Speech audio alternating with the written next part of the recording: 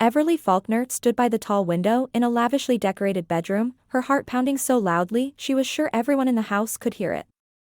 Outside, the estate's sprawling gardens were bathed in sunset's orange glow, setting the stage for what was meant to be her wedding day. Inside, however, all she could feel was suffocating dread. Her father had arranged this marriage to the son of a longtime business associate, leaving Everly no choice but to wear the ornate white gown that now felt like a straitjacket.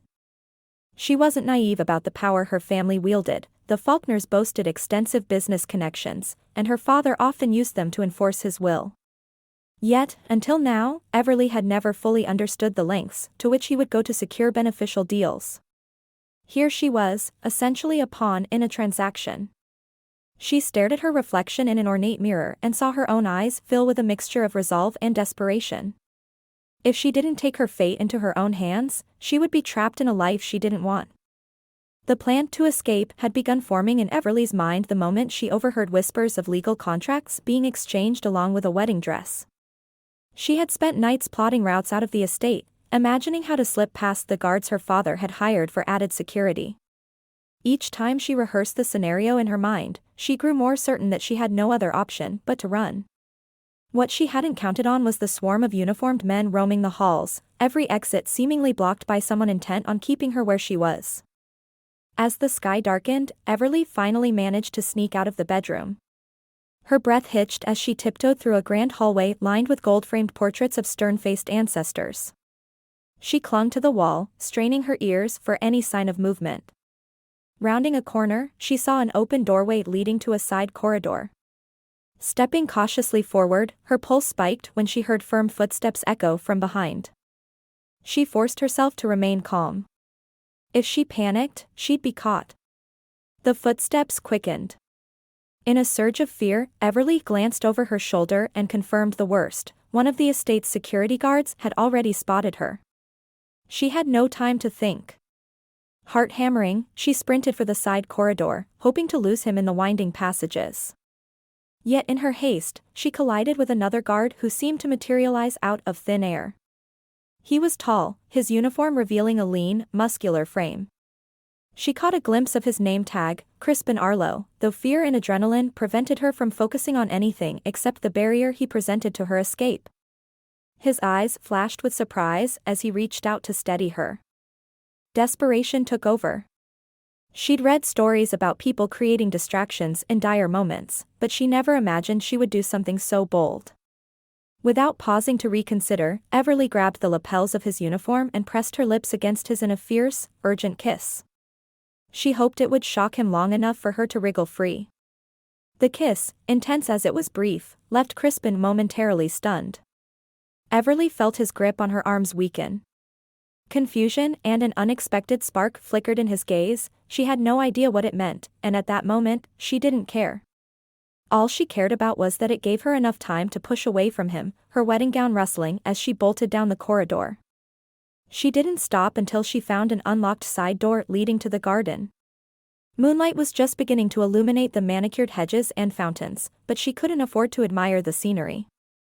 Rushing across the lawn, her breath ragged, Everly braced herself for alarms or shouts. Strangely, everything remained eerily silent. She chanced to look behind her and saw no one, either the original guard nor Crispin. Swallowing hard, she tried to focus on the path in front of her, eager to find the estate's outer gates and the freedom beyond them. In those scant minutes, she had no inkling of the ramifications of her impulsive action. All she knew was that she'd given the guard, the one whose stunned expression would be forever imprinted in her mind, something to remember. And she hoped beyond hope that she'd never have to see him again, certain that if she did, her chance at a new life would evaporate in an instant. Little did she realize that the man she had just kissed so forcefully was no ordinary employee but someone harboring secrets that would soon intertwine with her own desperate need for escape. Crispin Arlo stood in the middle of a long, dimly lit hallway, wrestling with the unsettling mix of surprise and curiosity that Everly Faulkner had left him with. The echo of her desperate kiss still vibrated through his mind, making him question whether the flash of panic in her eyes had been more than just a frantic attempt at distraction. As the sound of her footsteps vanished, he felt an urge to chase after her, but doing so would mean jeopardizing his covert mission at this heavily guarded estate. For a moment, he simply stood there, fighting the instinct to race out the door and follow her into the night. He had come here under the guise of a guard for one reason: the family that was about to marry off their son to Everly was entangled in suspicious dealings that threatened Crispin's multinational hotel empire. His usual approach involved quiet but thorough investigations, covert background checks and private audits, yet this situation was more complicated. Too many rumors had circulated about Everly's intended husband running illegal rackets behind his family's prestigious facade. The best way to root out the truth was to be on the inside, stationed among other employees, learning the family's routines and secrets firsthand. Disguising himself as a security guard had seemed like the perfect way in. The plan had been to spend a few uneventful days observing the wedding preparations, hoping to uncover concrete evidence of illegal transactions. Crispin had already discovered encrypted financial records on one of the family's computers hinting at extortion and money laundering. He just needed a bit more proof. But none of that prepared him for the turmoil Everly's sudden appearance would unleash. The moment she pressed her lips to his, sheer desperation shimmering in her eyes, he realized that whatever reasons she had for escaping were as urgent as his own mission. Her fear felt genuine, as if she believed staying would be worse than any risk she might face on the run. Before he could sort out his confusion, he heard distant shouts, other guards, presumably, searching for the fleeing bride. Crispin swallowed hard, ran a hand through his short hair, and took a steadying breath. He'd never planned on interfering in the family's private drama, but something about Everly's terror made him uneasy. If her escape attempts were rooted in more than just nerves about the wedding, perhaps she, too, had uncovered something sinister. The possibility that she was trying to save herself from a dark arrangement nagged at him. And if she did know something incriminating, her life could be in danger. He decided he had to act. Slipping out of the hallway, he retraced his steps to a small security station near the back of the mansion. In the surveillance room, monitors displayed multiple feeds of the estate's interior and grounds. 2 other guards were huddled over the screens, muttering to each other about the missing bride. Crispin stood behind them, appearing to maintain his role as a low-level guard. He pitched his voice to sound merely curious. "Any word on where she might be?" he asked, affecting a casual tone. One guard, a burly man in a too-tight uniform, shook his head. "Not yet. We saw her on camera running toward the northeast section of the garden, but she vanished behind the hedges. Probably trying to scale the wall." The second guard, older and more composed, glanced at Crispin with mild suspicion. "If you see her, radio it in right away. Mr. Faulkner wants her back before anyone outside these walls realizes she's gone." The guard's tone suggested he was used to dealing with family secrets and covering them up fast. Crispin nodded, suppressing a flash of indignation. It was clear that Everly's father was desperate to maintain appearances. 1 or 2 more minutes of watching the monitors told him they hadn't pinpointed her location yet. Crispin's mind spun. If she got cornered out there, she wouldn't stand a chance. The estate's walls were tall, and the private security force was clearly under orders to stop her at any cost. She was alone, unprepared, and isolated. Determined to help her avoid capture, Crispin stepped away from the security station and slipped into a narrow corridor that led toward the gardens. The faint smell of fresh flowers wafted in through a side entrance, and the night sky was now fully dark, a quiet blanket over the estate. He walked carefully, using the fact that he wore a guard's uniform to avoid raising suspicion. Outside, lights lit the manicured paths, creating patches of brightness amid large pockets of shadow. Crispin scanned the grounds, searching for any sign of movement that might be Everly. A fleeting motion near a cluster of rose bushes caught his eye. He inched closer, making sure he stayed out of the path of other guards, and tried to determine if it was just a breeze rustling the leaves. Another movement confirmed someone was crouched there. He stepped forward but halted when a flashlight's beam from a distant guard came sweeping through the garden. Flattening himself against a tall hedge, Crispin waited until the light passed, then crept closer. He found a scrap of white satin snagged on a thorn, and his pulse quickened. So she was indeed here, somewhere in the darkness. Another beam of light arced across the rose bushes, and Crispin pressed himself lower, heart hammering. He heard the crunch of gravel as guards moved farther away, heading toward the back wall. Once the footsteps receded, he reached for the small tactical flashlight on his belt and switched it on briefly, pointing it at the bush's base. No one was there, but the shiny patch of crushed grass suggested she might have been curled up only moments before. Crispin cursed under his breath. Either she had already run off or found a better hiding place. He thought about calling out to her but realized the risk was too high. Shouting her name could alert the other guards, and Crispin wasn't entirely sure she'd trust him if he did find her again. He could still feel the heat of that impulsive kiss and wondered what state of mind she was in. A distant clamor of shouts made him whip around. More security personnel were converging near a row of tall hedges, presumably suspecting she might be hiding there. Torn between continuing his own search and keeping up the facade of an obedient employee, Crispin hesitated. In the end, his sense of responsibility, one he couldn't quite explain, drove him to act. He decided to circle around from the other side, hoping to intercept her if she tried to flee the estate completely. As he jogged across the lawn, adrenaline fueled every step. His mind raced with questions: who had forced Everly into this wedding so violently that she was willing to risk everything to escape? What dark secrets was she running from? And how far was her father, or her fiancé, willing to go to recapture her? He had never expected a personal entanglement to form while on an undercover mission, but the look in Everly's eyes earlier had sparked something within him, a protective instinct he couldn't ignore. Slowing near a cluster of statue-lined shrubs, Crispin paused to listen. The garden seemed suddenly quiet, as though the night itself had taken a breath. In the distance, he could still make out the faint voices of the other guards combing the property. Closer by, an owl hooted softly. No trace of Everly. Frustration gnawed at him, but he forced himself to remain calm. If she'd made it over the estate's perimeter wall, she could be lost in the woods beyond, alone and vulnerable. If she was still trapped somewhere on the grounds, the window for her safe escape was shrinking by the second. The enormity of the situation struck him. In mere minutes, he had gone from aloof observer to reluctant savior. His original plan, to collect evidence and leave quietly, was morphing into something else entirely. He found himself caring less about the hidden files he'd been sent to retrieve and more about ensuring Everly's safety.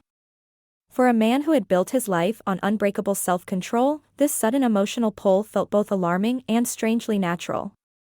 Heart pounding, Crispin made a silent vow: if he found her, he would do whatever it took to help her get away from this place. He'd risk exposing his true identity if it meant keeping her safe. Everly Faulkner was more than just a runaway bride, she was a frightened woman caught in a dangerous web of deceit, and Crispin's conscience wouldn't allow him to walk away. Crispin had just rounded the corner of a tall hedge maze when he spotted a flutter of white near the estate's eastern boundary. The night air had grown cooler, and a breeze rustled the leaves overhead, making it harder to track movement. Still, that small glimpse of Everly's wedding gown was enough to sharpen his focus. He knew the estate's layout better than most, he'd memorized it during his infiltration. The wall in that area was topped with iron spikes, nearly impossible to scale alone. If Everly had tried to climb it, she would be stranded on one side, completely exposed. Quietly, he crept along the hedge line, careful not to snap any twigs or brush too loudly against branches. The flickering beams of flashlights from other guards swept over the manicured lawns in frantic arcs. He could hear muffled orders being given through radios, all of them fixated on recapturing the runaway bride. Crispin's heart beat faster as he anticipated what would happen if they got to her before he did. He had no doubt they'd drag her back to the mansion, forcibly if necessary. The very thought made his stomach twist with anger. Near a large stone fountain, Crispin finally caught a clearer view of Everly. She crouched behind a low ornamental fence, desperately trying to remain unseen. Her once pristine gown was torn, the lace at the hem now ragged and dirt-stained. Even from a distance, he could see she was trembling. A swirl of conflicting emotions tightened in his chest, relief at having found her before anyone else, and a sudden, fierce protectiveness he wasn't accustomed to feeling. He inhaled slowly, steadying himself before taking a calculated risk. He moved closer, then whispered her name just loudly enough for her to hear. The girl jerked upright, eyes wide with terror. When she recognized him, confusion flickered across her features. She had to be wondering why this same guard she'd blindsided with a kiss was now seeking her out. Crispin raised both hands in a gesture of peace. "I'm not here to take you back," he murmured. "I want to help." She studied him for a tense moment, as if assessing whether his words were genuine. He could practically feel her mistrust, but he held her gaze, his expression earnest. At last, Everly gave a small nod, though she still gripped the fence like it was the only thing keeping her upright. Crispin quickly scanned the area, noticing a patrol of guards closing in from the left. He reached out and gently tugged her arm. "Come on," he urged. "They're heading this way." Together, they darted behind a row of tall hedges, hearts pounding in unison. Crispin maintained a grip on Everly's hand, guiding her through a path he knew wouldn't be on the standard patrol route for another few minutes. They zigzagged past carefully pruned shrubbery, ducking under a trellis woven thick with climbing roses. Thorny branches snagged the edge of Everly's dress again, and she gasped softly as the fabric tore once more. Crispin felt a fresh wave of anger at the predicament she'd been forced into, but he pushed it aside, focusing on navigating them to safety. At last, they reached a secluded corner of the grounds, where the estate's tall stone walls met in a shadowy nook near an old storage shed. Crispin halted, his breath visible in the chilly night air. Everly leaned against the wall, trying to catch her breath. By now, sweat glistened on her forehead, and her cheeks were flushed from the adrenaline. Crispin heard distant voices barking commands, but for the moment, they seemed to have outrun the active search. She spoke first, her voice tight with apprehension. "Why are you doing this? You don't even know me." A note of suspicion undercut the gratitude in her gaze. Crispin hesitated. He couldn't reveal the full scope of his real identity yet, he had no clue if it would even matter to her at this point, but he also realized honesty might be the only way to earn her trust. "I saw how terrified you were," he said, keeping his voice low. "No one should be forced into a marriage they don't want. And I'm not exactly who I appear to be either." He locked eyes with her, briefly recalling the shock of that earlier kiss. It crossed his mind that, in a bizarre twist of fate, that split second of contact had given her the chance to escape, and sparked in him an urgency he couldn't fully explain. Everly's eyes flitted across his uniform, from the embroidered patch to the scuffed badge, trying to measure his sincerity. Finally, she gave a silent nod, as if deciding to accept his help for lack of any better option. When she spoke again, her voice quivered with the remnants of fear. "If we're going to leave, we need to do it now. My father, he'll never forgive me for this." The mention of her father's wrath reminded Crispin of just how perilous this situation really was. He laid a hand on the rough stone wall, feeling along it until his fingers found a narrow seam he had scouted earlier. The hidden gap led to a service exit used mostly by landscapers. "I've got an idea," he whispered. "Follow me." With that, he applied slight pressure to the seam, revealing a small door almost indistinguishable from the wall itself. Everly's lips parted in astonishment. Without wasting another second, Crispin held the door open for her, then slipped through behind her, letting it shut quietly. On the other side, they found themselves on a narrow path leading into the estate's dense perimeter of woods. The scent of pine needles and damp earth engulfed them, and for the first time that night, the quiet was absolute, no patrolling guards, no cold marble walls, just the dark canopy of trees overhead. Crispin touched Everly's shoulder gently to keep her moving. They walked deeper into the woods, leaves crunching underfoot, until the estate lights disappeared behind them. Neither spoke, caution demanded silence, and raw adrenaline still coursed through their veins. At length, they reached a small clearing bathed in pale moonlight. Everly turned to face him, exhaustion etched into her features, but also a spark of cautious relief. Crispin could only think of how close they'd come to getting caught, and how determined he was to see her safely away from all this. He finally broke the silence, voice subdued. "We can't stay here. Once they figure out how you escaped, they'll start searching the entire area. We need to find shelter somewhere they won't think to look." He paused, debating what to say next. "I might have a way to get us both out of here, but you have to trust me." Everly nodded, hugging her arms around herself to ward off the chill. A fragile partnership had formed between them, forged under the pressure of imminent danger. For Crispin, the mission had just shifted from a simple fact-finding operation to something far more personal. He would deal with the implications later. For now, he was committed to ensuring Everly didn't fall back into the clutches of the very people who would rather see her suffer than let her slip away. They stood in that moonlit clearing, two near strangers bound by a single goal, escape. The night stretched out before them, dark and fraught with uncertainty, but Crispin felt an unexpected sense of resolve. Saving this defiant, terrified bride was now more than just an impulsive act of decency. Something deeper had taken hold, something that refused to let him walk away until he knew she was beyond anyone's control, but her own. Everly shivered in the chilly night air, her torn gown offering little protection as she and Crispin ventured deeper into the forest. Branches clawed at them like bony fingers, and the moonlight filtered through the canopy overhead, creating shifting patterns on the ground. She felt an unspoken tension between them, this strange alliance forged in a single night of chaos.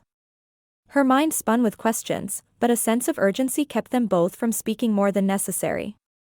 They walked until they reached a narrow path overgrown with ferns and twisted roots.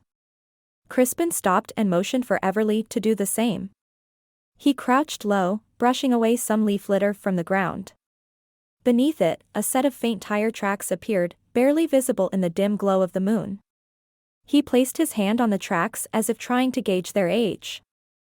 "I thought so," he murmured. "They still use this road occasionally. We can follow it until we reach a safer spot." Everly's breath caught at how easily Crispin seemed to maneuver in the dark. She glanced at his uniform, remembering the moment she'd first noticed the name on his badge. It was strange how someone who was supposed to be a mere guard knew the estate's grounds so intimately. But if he could get her to safety, that was enough for now. They advanced along the makeshift road, stepping cautiously to avoid snapping twigs underfoot. Crispin kept Everly close, sometimes guiding her by the arm when the footing got tricky. The forest gradually thinned until they emerged into a small clearing, where the moon shone unhindered. At the far end stood an old cabin with rotting wooden shutters and a collapsed porch roof. It looked abandoned, but it was also the only shelter in sight. Crispin approached the door first, pressing an ear against the weathered wood. After a moment, he eased it open with a creak that seemed to echo through the entire clearing. The darkness inside felt oppressive, and a stale odor of dampness rushed out. Everly hovered at the threshold, hesitant, before reminding herself that she had nowhere else to go. Together, they stepped into the musty gloom. The cabin's single room contained a rickety table, two broken chairs, and a stone fireplace filled with cold ash. Cobwebs draped across the corners like ragged curtains. Everly grimaced at the thought of spiders, but she was too exhausted to care. At least the place would keep them hidden for the night. Crispin swept the flashlight over the space, revealing warped floorboards littered with leaves. Satisfied that no one else was lurking inside, he closed the door softly behind them. Everly sank to the floor, wrapping her arms around herself. The overwhelming events of the night washed over her in a wave of fatigue. The reality of her situation gnawed at her. She was a runaway bride, a fugitive in her own father's eyes, with only a stranger to rely on. Yet, with Crispin by her side, she felt safer than she had in years. "I'll see if I can start a small fire," Crispin whispered, rummaging through a pile of old newspapers near the fireplace. "We can't risk too much smoke, but some warmth would help." She nodded wordlessly, grateful for his calm presence. As he prepared tinder and kindling, Everly tucked a strand of tangled hair behind her ear and tried to steady her breathing. Moonlight spilled through gaps in the broken shutters, illuminating Crispin's face in fleeting beams. She noticed a firmness in his jaw that suggested a lifetime of responsibility. Whatever secrets he held, he seemed sincere in his promise to protect her. After several tries, he managed to coax a thin flame from the scraps of newspaper. The glow flickered across the room, chasing away the worst of the darkness. Everly inched closer to the makeshift fireplace, extending her hands toward the tiny blaze. She winced at the state of her dress, mud-stained and ragged beyond repair, and realized just how unprepared she was for survival outside the walls of her father's estate. Crispin spoke quietly, keeping his eyes on the fire. "We should plan our next steps. By morning, they'll have search parties combing these woods. Staying here won't be safe for long." Everly's voice wavered with exhaustion. "I know. I had no idea it would come to this." My father insisted on the wedding. There was no way out. I didn't know what else to do except run. She tightened her arms around her knees, remembering the raw panic that had driven her to kiss him. It seemed like a lifetime ago. Crispin nodded, feeding a bit more kindling to the flames. I understand. Believe me, I've seen how people with power manipulate those around them. If you hadn't run, you'd be trapped in a marriage you never asked for. He paused, his gaze flicking to the door as though expecting footsteps at any moment. We'll leave before dawn. I can call someone who'll help us get out of the state, maybe farther if we need to. Everly studied his face more closely. Who are you, really? She asked, her voice soft but insistent. And why are you risking so much?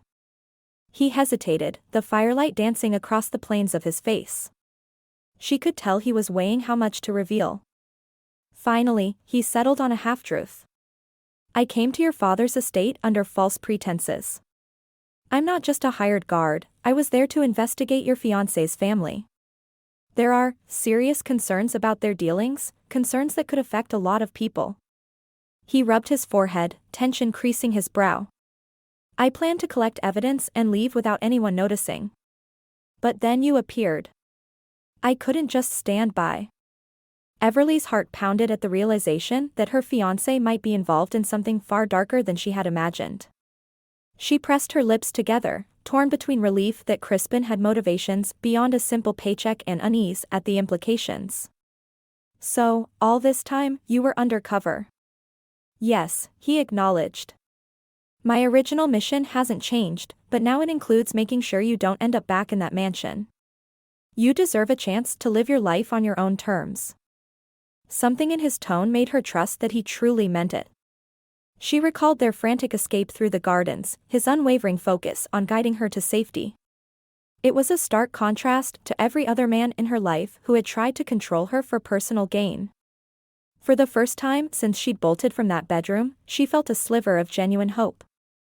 Outside, the wind gusted, rustling branches and rattling the broken shutters. Crispin stood and crossed the room to examine the door's flimsy latch.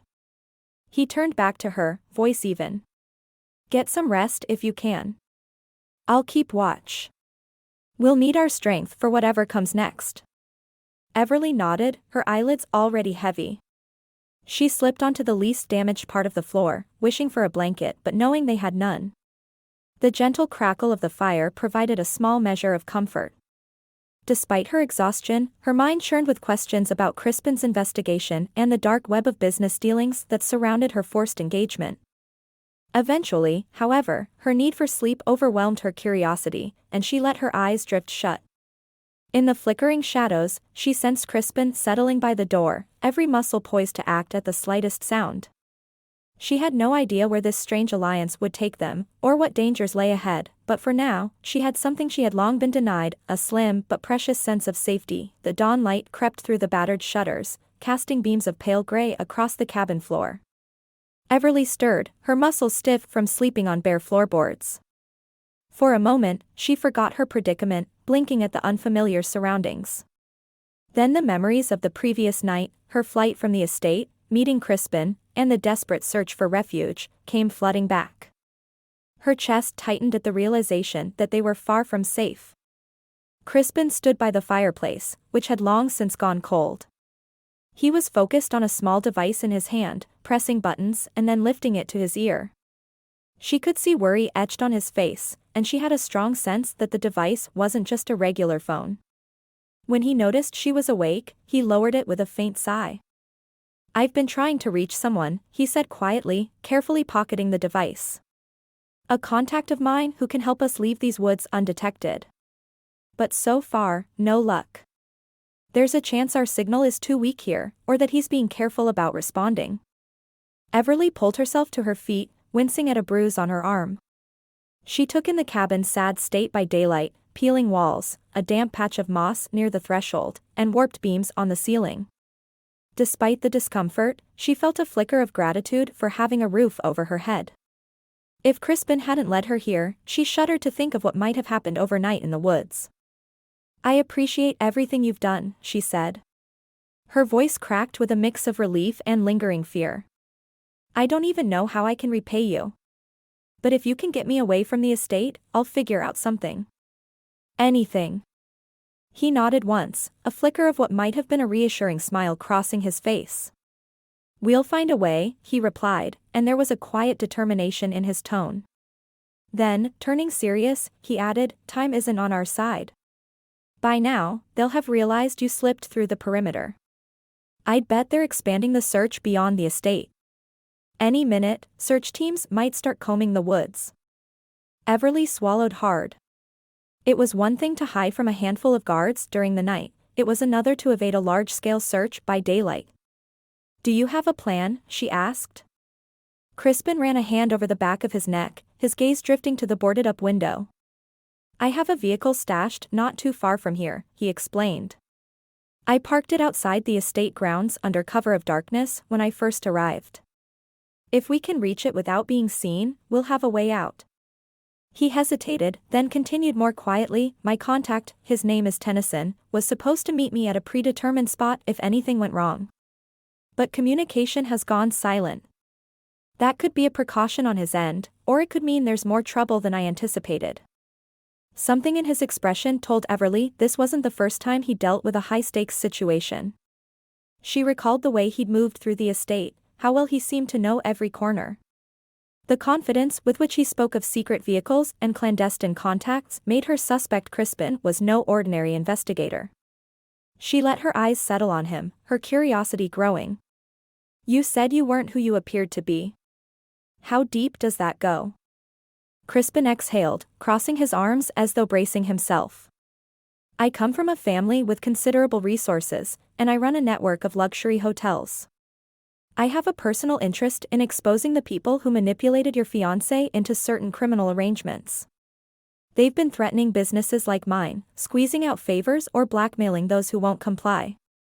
I went undercover as a guard to confirm my suspicions. The admission left Everly momentarily speechless. She'd never met anyone with that kind of power who was willing to get his hands dirty in a literal sense, especially not for someone he barely knew.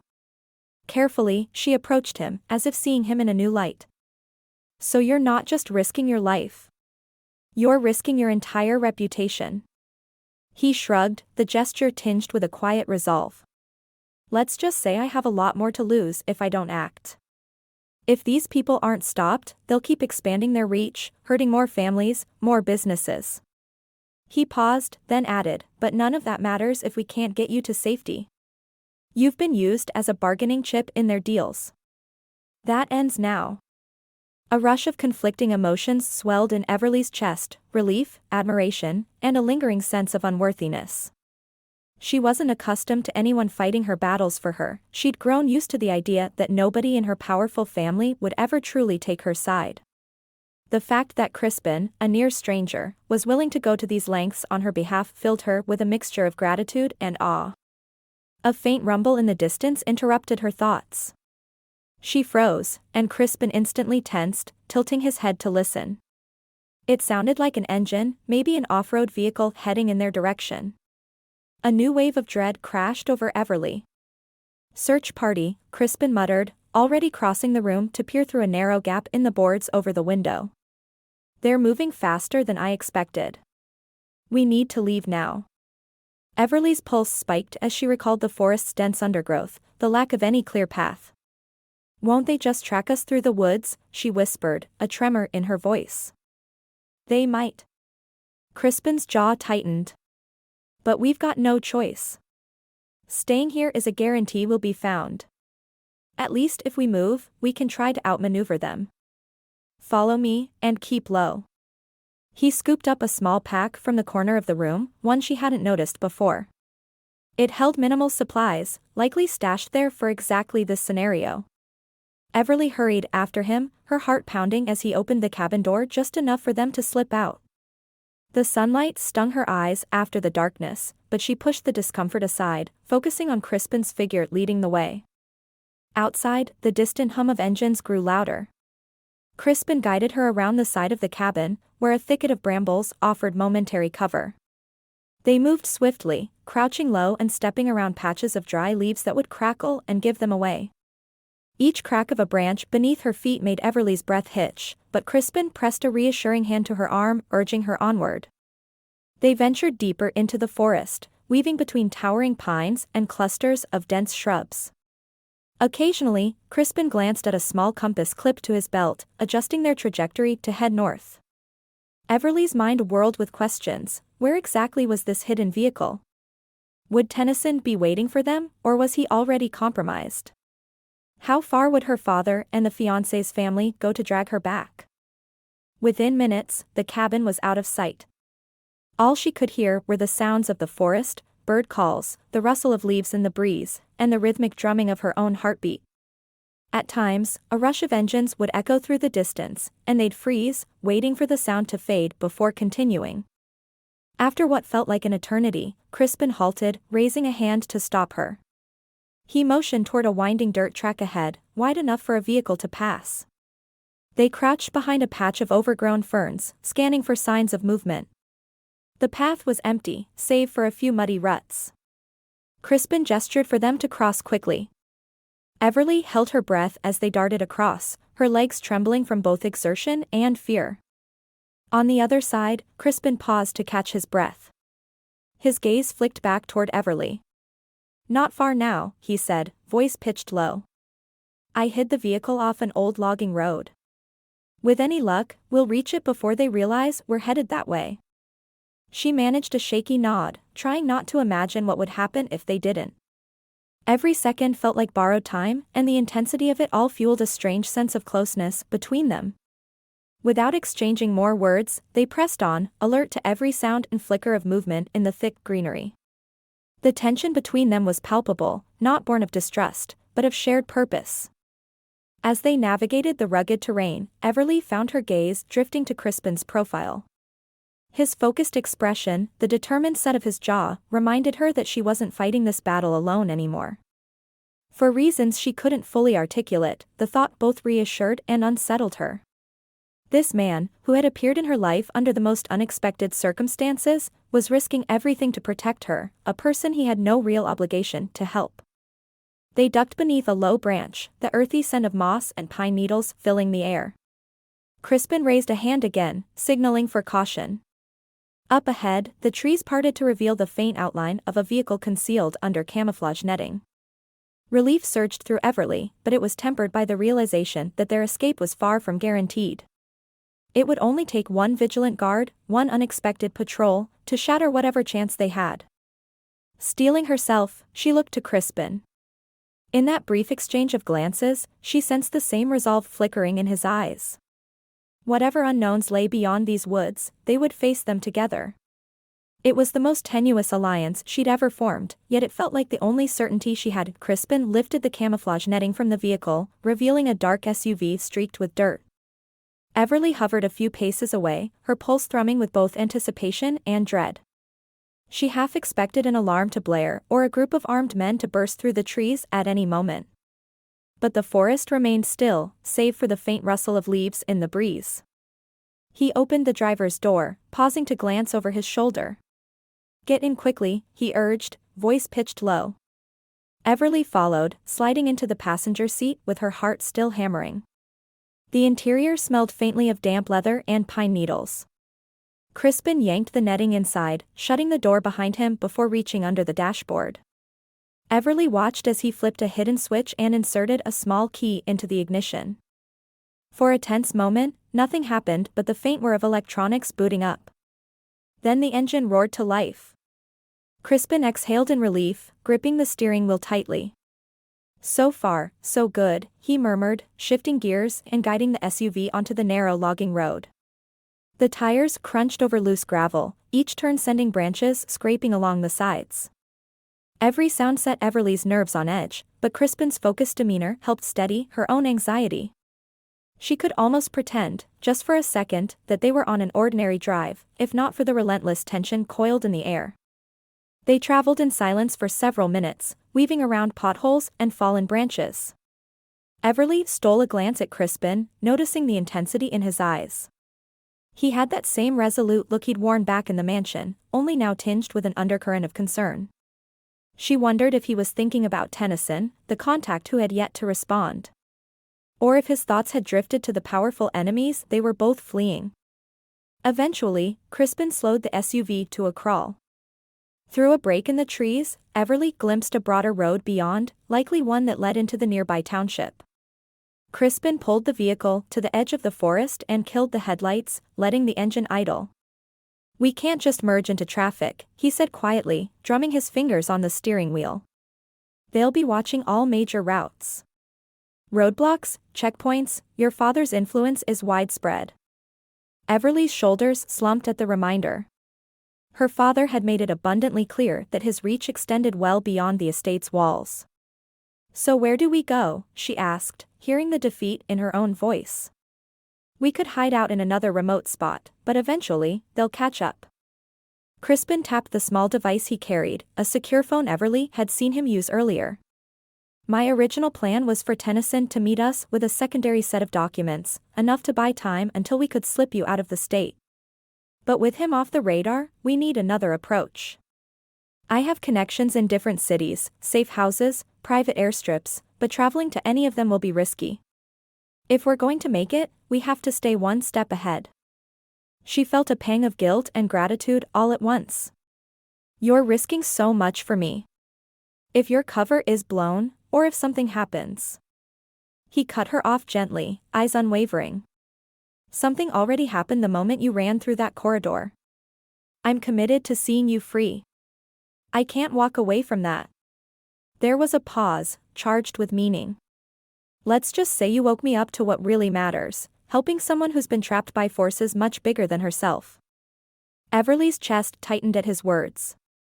She had spent most of her life feeling like an afterthought to the men controlling her fate, her father, her fiancé, and his powerful family. Yet here was Crispin, a man with more power and influence than any of them, choosing to fight for her autonomy rather than exploit it. She managed a shaky smile, though worry still gnawed at her. "Then lead the way," she whispered. Crispin flicked off the engine entirely, deciding it was too dangerous to advance without a plan. He leaned forward, scanning the treeline for movement or the glint of headlights on the main road. In the hush, Everly thought she could hear her own heartbeat thrumming in her ears. After a moment, Crispin turned to her and spoke in a low, measured tone. "We'll wait here until the sun is a little higher. Patrols might start spreading out, but they'll also be more scattered. After that, we drive south, take back roads, and switch vehicles if we get a chance. I'll contact some allies who owe me favors, but I can't guarantee how quickly they'll respond." She nodded, feeling her adrenaline spike at the mere mention of continuing their getaway.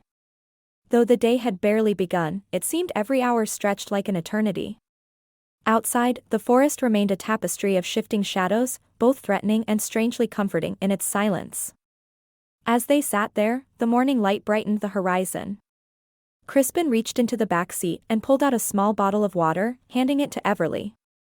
She drank greedily, the cool liquid soothing her dry throat. The closeness of the SUV's interior made her suddenly aware of how intimately they were thrust together, sharing this precarious hideaway against a common threat. Despite her fear, she felt a flicker of warmth at the thought that someone, this determined, mysterious man, was risking everything to protect her. Minutes ticked by, each one a reminder that their pursuers were likely closing in. Crispin kept checking his phone, refreshing something on its screen, only to frown each time at the lack of response. It was only when he glanced up, meeting Everly's eyes, that she caught the glimpse of steely resolve there. He might be worried, but his determination hadn't wavered. At last, Crispin took a steadying breath, slid his phone away, and gripped the steering wheel. "We've waited long enough," he said. "Time to go. Keep your head down. If you see anything, another car, a drone overhead, anything, tell me immediately." Everly's stomach churned with a mix of dread and hope. "I will," she promised, voice trembling slightly. She curled her fingers into the seat, bracing herself for whatever lay ahead. With practiced care, Crispin turned the ignition once more, and the SUV rumbled back to life. Easing onto the dirt track, he guided them toward the main road, the tension in the vehicle thick enough to taste. Every tree that passed felt like a milestone, a step closer to either freedom or disaster. Everly had no idea if they would evade her father's network or how many obstacles they would face before finding safety.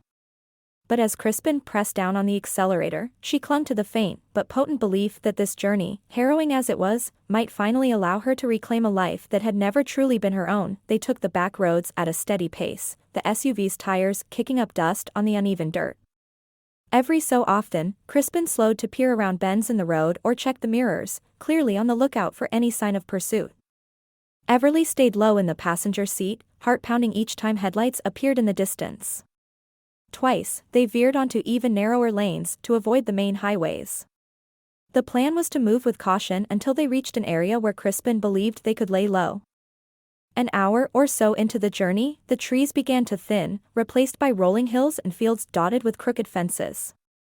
The sun hung high above them now, and the tension inside the SUV had crystallized into a watchful silence. The phone Crispin kept on the dashboard remained ominously quiet, no messages from Tennyson. Everly could sense Crispin's concern in the way he gripped the steering wheel, knuckles going white whenever a random car passed by in the opposite lane. Eventually, they came upon a rundown gas station at a lonely crossroads, 2 rusted pumps, an abandoned sign creaking in the wind, and a small building with peeling paint. Crispin pulled in slowly, scanning the area for potential threats. The place looked deserted except for an old man dozing behind the grimy window of the station's store. "I'll fill the tank," Crispin said, turning off the engine. "Stay alert, and keep your eyes open. If anything feels wrong, honk the horn twice." Everly nodded, her nerves taut. She watched Crispin step outside, glimpsing him through the dusty windshield as he fed coins into the ancient pump. She couldn't shake the nagging sense that they were sitting targets out here, in plain sight on a lonely road. From time to time, Crispin glanced up, meeting her gaze to give a faint but reassuring nod. The old man woke with a start when Crispin approached the station window to pay. Everly observed their brief exchange from a distance, Crispin's polite smile, the attendant rubbing sleep from his eyes. Nothing about the interaction seemed amiss, yet Everly stayed poised to slam her hand on the horn if needed. Then Crispin returned to the SUV, fuel paid for and tank nearly full. "No sign of trouble," he said, sliding back behind the wheel. He couldn't hide the relief that they'd managed even this small errand without incident. "We'll drive a few more miles and then pull off. There's a place I know we can hide for a short time while I try again to reach my contact." They set off once more, the SUV humming along the deserted road. Before long, Crispin guided them onto a narrow lane bordered by tall hedges. A scattering of abandoned farmhouses came into view. He slowed to a stop beside a weathered barn with a collapsed roof, cutting the engine. Silence blanketed them the moment the motor died. "This should keep the vehicle out of sight," he said, opening the door and looking around. Broken planks and wild grasses covered most of the barn's interior. "We'll tuck it behind these boards and stay low inside. Better than risking a hotel where they might ask questions, or where someone could tip off your father." Everly followed him out, every muscle on high alert. Together, they maneuvered the SUV behind a half-fallen section of barn wall so the vehicle wouldn't be visible from the lane. Inside the barn, dust motes floated in the hazy sunlight, and the floor was littered with hay bales long since turned to brittle straw. She wrinkled her nose at the musty odor, but after a night spent in a rundown cabin, this felt almost familiar. Crispin checked his phone again, tapping the screen in frustration. "Still nothing from Tennyson," he murmured, voice tight with worry. He was supposed to have a backup plan in case anything went sideways. Everly sat on a sturdy bale of straw, her torn dress an unsettling reminder of the night they'd left behind. "Could it be that he's in trouble?" she asked softly, her gaze on Crispin's troubled expression. "It's possible." He exhaled, raking a hand through his hair. "Or he might be lying low, waiting for a secure line of communication. If our enemies realize I'm gone, they could start monitoring the channels we use." A shiver ran through Everly at the thought. She cast a glance at the barn's doorway, picturing armed men sweeping across the fields, her father's demands growing more furious by the hour. What happens if we can't reach him at all? Crispin crouched down beside her, resting one forearm on his knee. There are other allies, but Tennyson was the closest and most reliable. Without him, it'll take longer to secure new documents and a safe route out of state. We may have to risk traveling on our own to the nearest private airstrip and hope my pilot can arrange a flight without tipping anyone off. Everly chewed her lower lip, the weight of uncertainty pressing on her. I can't go back, she said finally, her voice shaking. I'd rather run forever than be forced into that marriage or locked away. His gaze softened. You won't go back, he promised, each word laced with quiet conviction. No matter how complicated this gets, I'm going to see you safely through it. I swear. An odd sense of comfort blossomed in her chest at his words. She realized that Crispin's protectiveness wasn't merely a passing impulse, it felt genuine, as though something deeper had taken root between them during their desperate flight. It was a startling sensation, trusting someone so intensely after such a short time. The sunlight streaming through the barn's holes shifted as the afternoon wore on, painting angular stripes across the floor. Crispin rose and walked to a gap in the wall, peering out over the lane for any sign of movement. Everly's stomach churned with fear-fueled hunger, but she doubted they had more than a couple of protein bars between them. Shortly after, the phone in Crispin's pocket buzzed. He pulled it out with lightning speed, hope flickering in his eyes. Everly stood up, heart thudding. A terse message flashed on the screen, an encrypted note from an unfamiliar contact, using a code Crispin seemed to understand. His jaw tightened, but he gave a small nod. It's not from Tennyson, he explained, but it's from someone else I trust. They're offering a meeting point about 2 hours south of here. Might mean help, or at least information. We can't be sure it's not a trap, but we need to gamble if we want answers. Everly's pulse spiked at the risk, but she squared her shoulders. Then let's do it. We can't stay hidden forever.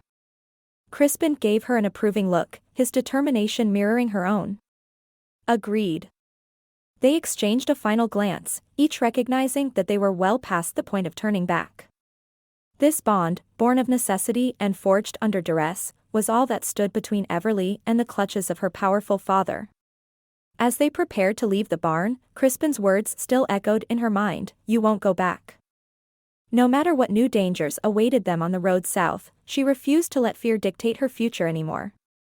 With Crispin at her side, she stepped out of the shadows, ready to push forward into the unknown. They reached the meeting point just before dusk, guided by the cryptic message on Crispin's phone and their own fervent hope that they weren't walking into an ambush. The rendezvous was an abandoned rest stop situated at a crossroads marked by faded signs and patched asphalt. Weeds and wildflowers sprouted through the cracks, and the faint hum of distant traffic underscored the tension coiled between them. Crispin parked the SUV behind a crumbling cinder block wall, eyes constantly sweeping the perimeter for signs of trouble. Everly couldn't help remembering how the barn, the cabin, and every moment of their escape so far had been overshadowed by the fear of what might happen if they were found. They climbed out onto the cracked pavement, a gentle wind rustling the overgrown grass. Crispin kept one hand near his concealed sidearm, the other gripping his phone. Everly's heart pounded as she scanned the empty surroundings, abandoned vending machines, a boarded-up restroom, and a stretch of broken picnic tables. It felt eerily deserted, but Crispin tensed at every shift of shadow, every crunch of gravel beneath their feet. She knew he was prepared to shield her if things went wrong, and that knowledge steadied her trembling nerves. Out of the gloom stepped a figure dressed in a plain jacket and baseball cap pulled low over his brow. At first, Everly braced for a confrontation, but Crispin's guarded posture eased, and he lowered his hand from the weapon at his hip. The man approached with caution, lifting his cap just enough to meet Crispin's gaze. He introduced himself only as an associate of Tennyson, sent to deliver news and resources. Crispin kept the SUV's hood between them as he asked for some proof this wasn't a setup. The man produced a small envelope inscribed with a code name Everly recognized from the message on Crispin's phone. They spoke in hushed tones near the front bumper while Everly hovered a few steps away, hugging herself against the cooling night air. She could catch fragments of the conversation. Tennyson was alive, but forced to lie low when rumors spread that Crispin had disappeared from the estate. The father's influence was broader than they'd anticipated, stirring up local authorities to check any suspicious travelers. Additional funds and forged identification papers were ready, courtesy of Crispin's hidden network, but Tennyson's associate warned them that time was running out. If they didn't move soon, the net tightening around the state lines would make safe passage nearly impossible. Once Crispin had verified the authenticity of the documents in the envelope, he gave the stranger a curt, grateful nod. The man tipped his cap, disappearing into the darkness without a trace, leaving them alone in the flickering glow of a broken street lamp. Everly could see the relief in Crispin's face, tempered by a grim understanding of the danger that still lay ahead. She followed him back to the SUV, her head filled with questions. How long would these new documents buy them, and was there any chance they could truly outrun her father's reach?